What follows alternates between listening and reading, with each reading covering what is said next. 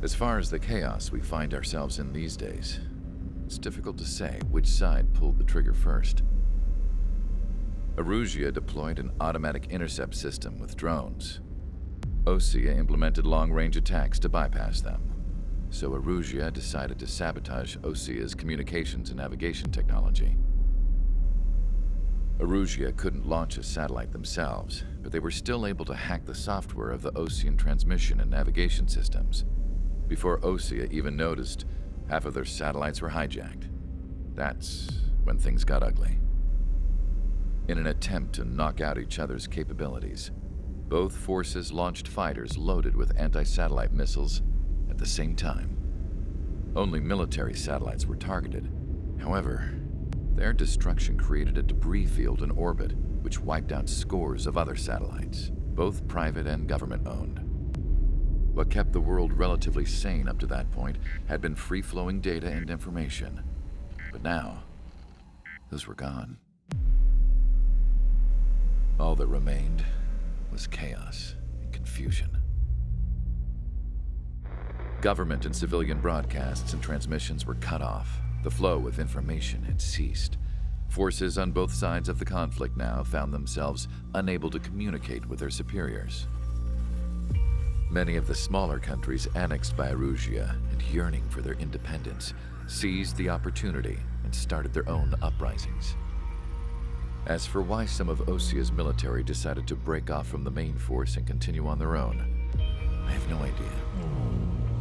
Perhaps there was some sort of dispute over the chain of command. The continent that had once seen wars that were only fought between OSEA and Erusia was now full of numerous conflicts between rival leaders vying for power. Insurgencies were everywhere. I even heard a rumor that a group of Osean convicts had rebelled. Rumors. It never ceased to amaze me that even at a crazy time like this, something as trivial as a rumor could find its way here. Communications from corporate were cut off. Apparently, the entire computer network was down. It was a wise decision to make our drones autonomous with AI instead of being radio-controlled.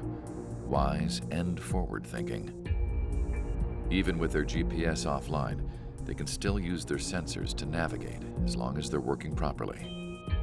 I'm sure the drones are still working perfectly, following their mission orders to the letter. I wish I could upload Mihai's new data to them. But without a connection, I can't upload the software to the active drones. The new ones we're making, though, there should still be enough time to upgrade those before they're activated. I'll be taking the data I've acquired away from the front lines now. Oh, and I'll be taking the girls, too. I told my assistant Masa it was time to get Mihai's granddaughters ready to leave here.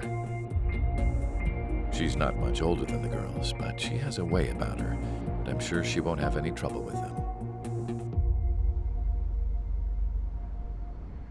I saw a plane flying off in the distance. I imagine it was looking for a safer place. The plane had a rose emblem on it.